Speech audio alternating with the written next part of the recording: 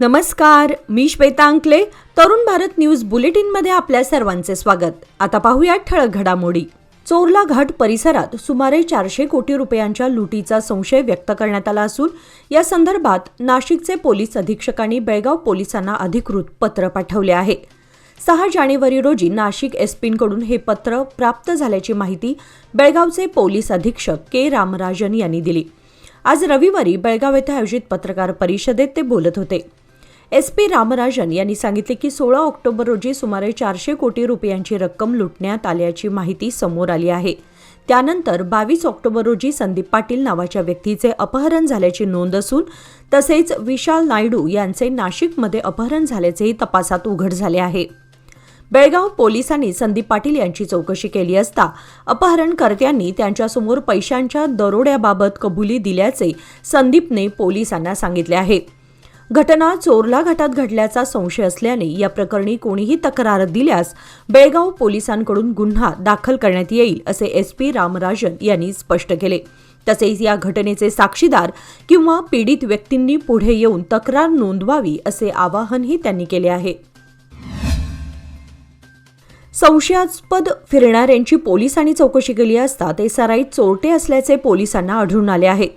या प्रकरणी पोलिसांनी मुदकप्पा लक्ष्मप्पा हुरळी संगटी वय 29, लक्ष्मण सत्यप्पा नंदी वय 31, सिद्धप्पा लक्कप्पा दलवाई वय 48 आणि लक्ष्मप्पा हुरळी संगटी वय 61 सर्वजण राहणार कनसगिरी तालुका गोकाक या चौघांना अटक केली आहे. बेळगाव शहरामध्ये अलीकडे घडलेल्या चोरी प्रकरणांच्या तपासासाठी पोलिसांनी शोध मोहीम राबवली असून हिरेबागेवाडी पोलीस ठाण्याचे पोलीस निरीक्षक सुंदरेश होळेन्नवर यांच्या नेतृत्वाखाली उपनिरीक्षक बी.के. मिटगार व त्यांचे सहकारी पथक गस्तीत असताना 4 जण संशयास्पदरित्या आढळून आले. त्यांना ताब्यात घेऊन चौकशी केली असता हिरेबागेवाडी पोलीस ठाण्याच्या आधी त्यांनी चोरी केल्याचे प्रकरण पुढे आले आहे. पोलिसांनी त्यांच्याकडून सुमारे 5,33,450 रुपयांचा मुद्देमाल जप्त केला आहे. संशयितांकडून नट बोल्ट असलेली सुमारे 20 किलो वजनाची एक पोते यासह अन्य 32,000 पर्यंत वस्तू व चोरीसाठी वापरण्यात आलेले वाहन, स्टील रिंग पाना आणि मेटल कटर मशीन असा एकूण 5,33,450 रुपयांचा मुद्देमाल जप्त करण्यात आला आहे. या प्रकरणी हिरेबागेवाडी पोलीस ठाण्यामध्ये गुन्हा नोंद झाला असून पोलीस अधिक तपास करत आहेत. बेळगाव टिळकवाडी परिसरातील शुक्रवार पेठेतील श्री इस्कॉन मंदिराजवळील मैदानावर उभारण्यात आलेल्या भव्य शामियानात विविध धार्मिक व सांस्कृतिक कार्यक्रमांचे आयोजन करण्यात आले आहे. या महामहोत्सवाला भाविकांचा उत्स्फूर्त प्रतिसाद लाभत असून परिसर भक्तिमय वातावरणाने भारावून गेला आहे.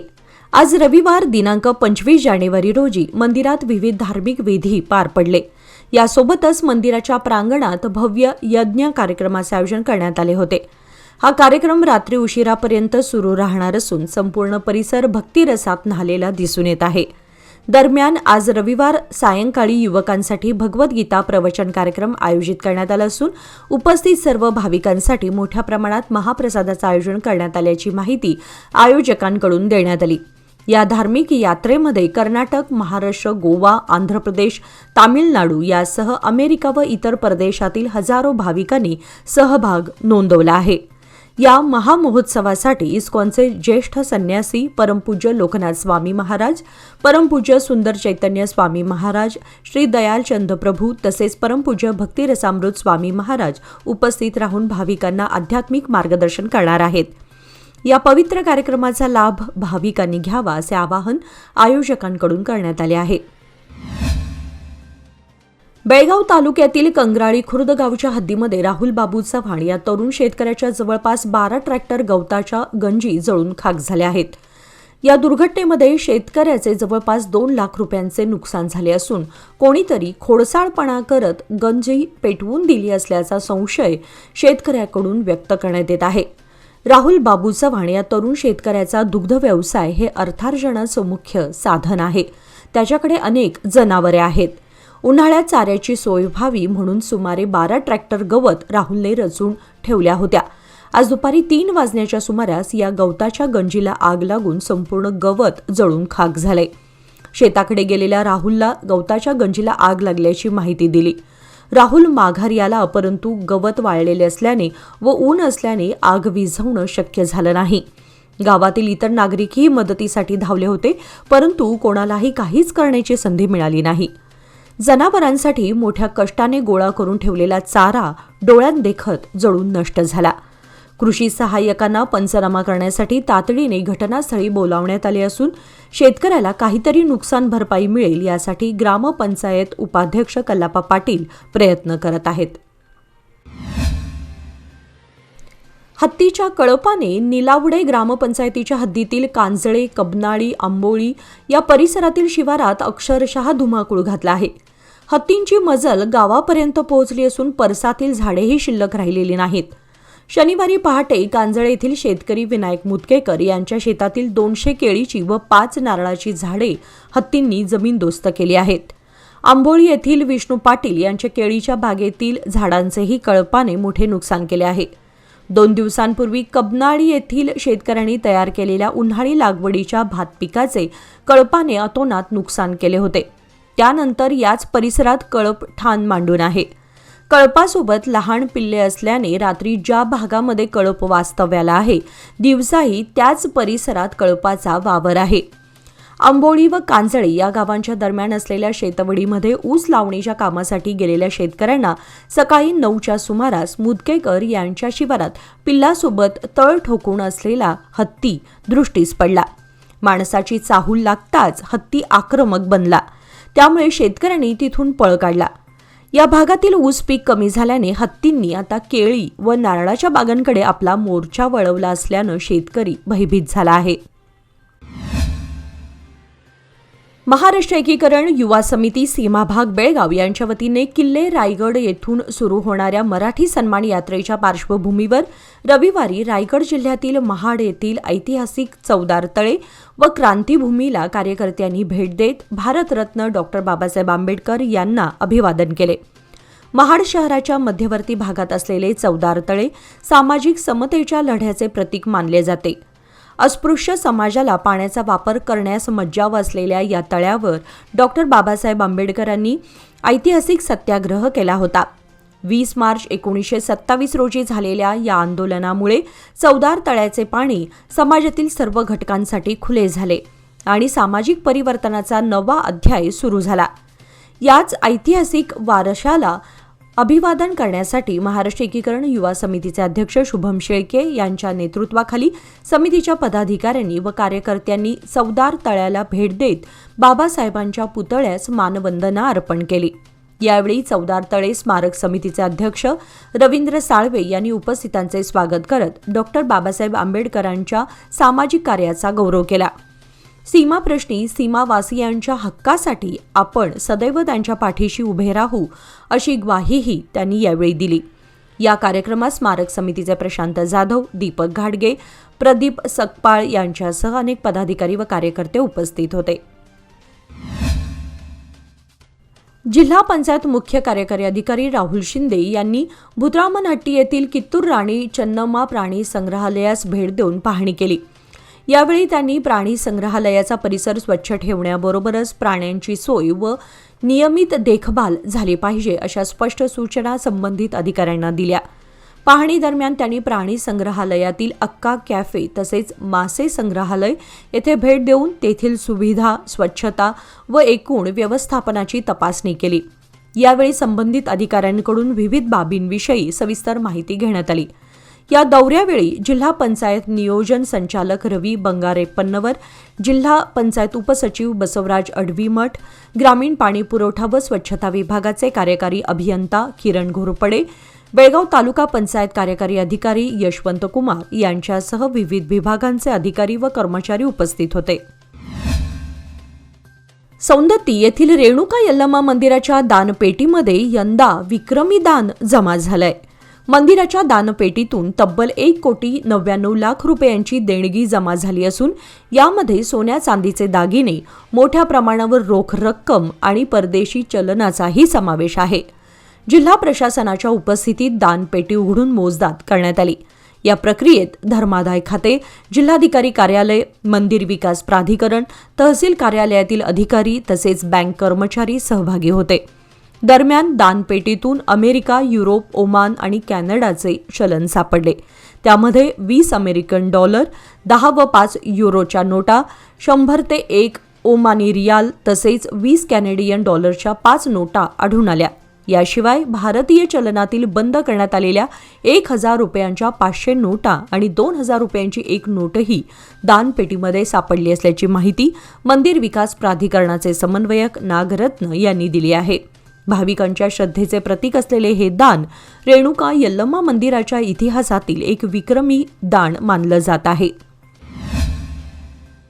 बेळगाव तालुक्यातील हालभावी गावाच्या हद्दीत असलेल्या इंडो तिबेटियन बॉर्डर पोलीस अर्थात ITBP प्रशिक्षण केंद्रास वंटमुरी ग्रामपंचायत व संबंधित विभागांकडून आवश्यक ते सहकार्य मिळावे असे निर्देश जिल्हा पंचायत CEO राहुल शिंदे यांनी दिले. ITBP प्रशिक्षण केंद्राच्या कार्यालयात आयोजित विविध विभागांच्या समन्वय बैठकीच्या अध्यक्षस्थानावरून बोलताना त्यांनी हालभावी गावामध्ये सुरू असलेली पिण्याच्या पाण्याची पाईपलाईन अंथरण्याची कामे तातडीने पूर्ण करण्याच्या सूचना दिल्या. तसेच प्रशिक्षण केंद्रासाठी नियमित व पुरेसा पाणीपुरवठा सुनिश्चित करण्याचे आदेश संबंधित अधिकाऱ्यांना देण्यात आले. यावेळी ITBP प्रशिक्षण केंद्राचे डेप्युटी जनरल ब्रिगेडियर संदीप जुंजा यांनी फेब्रुवारी ते जून या कालावधीमध्ये पिण्याच्या पाण्याची अडचण निर्माण होत असल्याचे सांगितले. या समस्येवर तातडीने उपाययोजना करण्याचे आश्वासन CEO राहुल शिंदे यांनी दिले. तसेच प्रशिक्षण केंद्रात देशभरातून प्रशिक्षणार्थी येत असल्याने हाळभावी गावामध्ये व परिसरात घनकचरा व्यवस्थापन प्रभावीपणे राबवण्याचे निर्देश देण्यात आले. दररोज कचऱ्याची विल्हेवाट लावावी तसेच भटक्या कुत्र्यांचा त्रास होणार नाही यासाठी आवश्यक उपाययोजना करण्याच्या सूचनाही देण्यात आल्या. T20 क्रिकेट आहे ना मला जाम आवडतं, पण माझे पैसे इन्व्हेस्ट करताना मात्र मी गेल नाही तर गावस्करच बनतो. FD मध्ये नेहमी इन्व्हेस्ट करतो, कारण FD आहे तर स्टेडी आहे. लोकमान्य FD सोबत मिळवा best interest rate. Lokmanya FD आहे तर स्टेडी आहे. विश्वकर्मा महोत्सवाच्या पार्श्वभूमीवर शहरात आज रविवारी कळस, कालिका देवी व काळभैरव मूर्तींची भव्य मिरवणूक भक्तिमय वातावरणात पार पडली. या मिरवणुकीची सुरुवात गोवाबेस येथील दत्त मंदिरातून करण्यात आली. विश्वकर्मा समाजाच्या वतीने आयोजित करण्यात आलेल्या या मिरवणुकीत भाविकांनी मोठ्या संख्येने सहभाग नोंदवला. या मिरवणुकीत कालिका देवीच्या प्रतिष्ठापनेची मूर्ती सहभागी असून मिरवणूक जुना PB रोडवरील रेणुका मंदिरापर्यंत नेण्यात आली. त्यानंतर ही मिरवणूक SPM रोड मार्गे पुढे जात असून 6 फेब्रुवारी रोजी प्रतिष्ठापना कार्यक्रम आयोजित करण्यात आला आहे. या महोत्सवानिमित्त हळदी कुंकू, महाप्रसाद तसेच भजन, कीर्तन आणि प्रवचनांचे धार्मिक कार्यक्रम आयोजित करण्यात आले असल्याची माहिती आयोजकांनी दिली आहे. या भक्तिमय मिरवणुकीमुळे संपूर्ण परिसरात उत्साहाचं आणि श्रद्धेचं वातावरण निर्माण झालं आहे. अंत्यविधी सुरू असताना सरणावर डिझेल मारताना अचानक भडका उडल्याने 2 जण भाजून जखमी होण्याची घटना मळवीवाडी येथे काल शनिवारी सायंकाळी 6च्या दरम्यान घडली. रमेश मंगेश पाटील व शिवाजी लक्ष्मण पाटील अशी या दुर्घटनेत भाजलेल्या युवकांची नावे आहेत. तुडे ग्रामपंचायत हद्दीतील मळवीवाडी येथील कृष्णा रामू पाटील यांचे 70व्या वर्षी अल्पशा आजाराने निधन झाले. त्यांचा अंत्यविधी सायंकाळी 5:30 वाजता गावाजवळच असलेल्या स्मशानभूमीत करण्याची तयारी केली. मृतदेह अग्नी देण्यासाठी मांडण्यात आलेल्या लाकडांच्या सरणावर ठेवण्यात आला. अग्नी देण्यापूर्वीचे सर्व विधी पार पडले. अग्नी जोरात पेट घ्यावे म्हणून 5 लिटरच्या प्लॅस्टिक कॅनमधून आणण्यात आलेले डिझेल एका ग्रामस्थाने शिडकवण्यास सुरुवात केली. एका बाजूने तो दुसऱ्या बाजूला गेला. भडकलेल्या आगीने डिझेलच्या कॅनमध्ये शिरकाव केला आणि कॅनमधील डिझेलने जोरात पेट घेतला. क्षणात बाजूला उभे असलेले रमेश व शिवाजी यांच्या अंगावर अग्निज्वाला आल्याने त्यांच्या अंगावरील कपड्यांनी पेट घेतला. अचानक घडलेल्या या घटनेने एकच गोंधळ उडाला. उपस्थितांनी कपडे काढत आग विझवली. दोन्ही जखमींना उपचारासाठी खासगी दवाखान्यात दाखल करण्यात आले. कोवाड गावाजवळील ताम्रपर्णी नदीकाठावर पुन्हा एकदा मगरीचं दर्शन झाल्यानं परिसरात भीतीचं वातावरण पसरलं आहे. काल शनिवारी दुपारी 3 वाजण्याच्या सुमारास कोवाड येथील जॅकवेलजवळ नदीत मगर स्थिरपणे पाण्यावर तरंगताना दिसून आली. या मगरीचं दर्शन गजानन मनगुतकर, सुभाष हुंदळेवाडकर आणि फिरोज शेख यांना झाले. त्यांनी ही माहिती तात्काळ परिसरातील नागरिकांना दिली. कोवाड नदीपात्रामध्ये दररोज अनेक ग्रामस्थ कपडे धुण्यासाठी येतात. तसेच शेकडो नागरिक पोहून आंघोळीचा आनंद घेत असतात. मात्र जॅकवेल जवळच मगरीचं दर्शन झाल्यामुळे नागरिकांमध्ये भीती आणि चिंतेचं वातावरण निर्माण झालं आहे. यापूर्वीही या नदीमध्ये मगरीचं दर्शन झाल्याच्या घटना घडल्या असून प्रशासनाने याकडे गांभीर्याने लक्ष द्यावे अशी मागणी ग्रामस्थांकडून करण्यात येत आहे. संभाव्य धोका लक्षात घेता नागरिकांनी नदीत उतरणं टाळावं असं आवाहनही करण्यात येत आहे. गोव्याहून नारळ घेऊन बेळगावात आलेल्या ट्रकमधून एक दुर्मिळ आणि बिनविषारी साप आढळून आल्याची धक्कादायक घटना उघडकीस आली. बेळगाव येथील नारळ व्यापारी जसवंत गोरल यांच्या दुकानात माल उतरवत असताना ट्रकच्या शेवटच्या पोत्याखाली हा साप आढळून आला. प्रकार लक्षात येताच गोरल यांनी तातडीने सर्पमित्र आनंद चिट्टी यांना पाचारण केले. चिट्टी यांनी सुरक्षित पद्धतीने सापाला ताब्यात घेतले. हा साप डुरक्या घोणस या सापांच्या उपजातीतील विटेकरी मांडूळ असल्याचे त्यांनी सांगितले. हा साप अत्यंत दुर्मिळ, बिनविषारी असून साधारण 3 वर्षांचा आणि 2 फूट 8 इंच लांबीचा आहे. विटेकरी मांडूळ हा साप महाराष्ट्र ते केरळ या किनारपट्टी भागात आढळतो. भुसभुशीत जमीन, दगडविटांचे ढिगारी ही त्याची नैसर्गिक वास्तव्याची ठिकाणे असून उंदीर, पाली व सरडे हे त्याचे मुख्य खाद्य आहे. हा साप अंडी न घालता साधारण 6 ते 7 पिल्लांना जन्म देतो. दरम्यान सर्पमित्र आनंद चिट्टी यांनी साप ताब्यात घेतल्यानंतर त्याची शेपूट कापलेली आणि तोंड चिकटलेले असल्याचे आढळून आले. त्यामुळे हा साप यापूर्वी कोणीतरी हाताळल्याची शक्यता सर्पमित्र आनंद चिट्टी यांनी व्यक्त केली आहे. वन अधिकारी प्रशांत यांच्या सहकार्याने या दुर्मिळ सापाला सुरक्षितपणे गोवा वन क्षेत्रात मुक्त करण्यात आले. शहापूर येथील महात्मा फुले परिसरात पाणीपुरवठ्याची पाईपलाईन टाकण्यासाठी रस्त्याच्या कडेला पेव्हर्स काढण्यात आले होते. सदर काम अनेक दिवसांपूर्वी पूर्ण झालं असलं तरी काढलेले पेव्हर्स अद्याप फुटपाथवरच पडून आहेत. त्यामुळे परिसरातील नागरिकांना नाहक त्रास सहन करावा लागत आहे. या पेव्हर्समुळे पादचाऱ्यांना चालताना अडथळा निर्माण होत असून ज्येष्ठ नागरिक, महिला व लहान मुलांना मोठ्या अडचणींचा सामना करावा लागत आहे. तसेच रात्रीच्या वेळी अपघात होण्याचीही शक्यता व्यक्त करण्यात येत आहे. गेल्या अनेक दिवसांपासून ही परिस्थिती कायम असूनही महापालिका प्रशासनाने अद्याप याकडे लक्ष दिलेले नाही अशी नाराजी नागरिकांमधून व्यक्त होत आहे. काढलेले पेव्हर्स तातडीने हटवून फुटपाथ पूर्ववत करावा अशी जोरदार मागणी परिसरातील नागरिकांकडून होत आहे. महापालिका प्रशासन याकडे केव्हा लक्ष देणार असा प्रश्न आता नागरिक उपस्थित करत आहेत.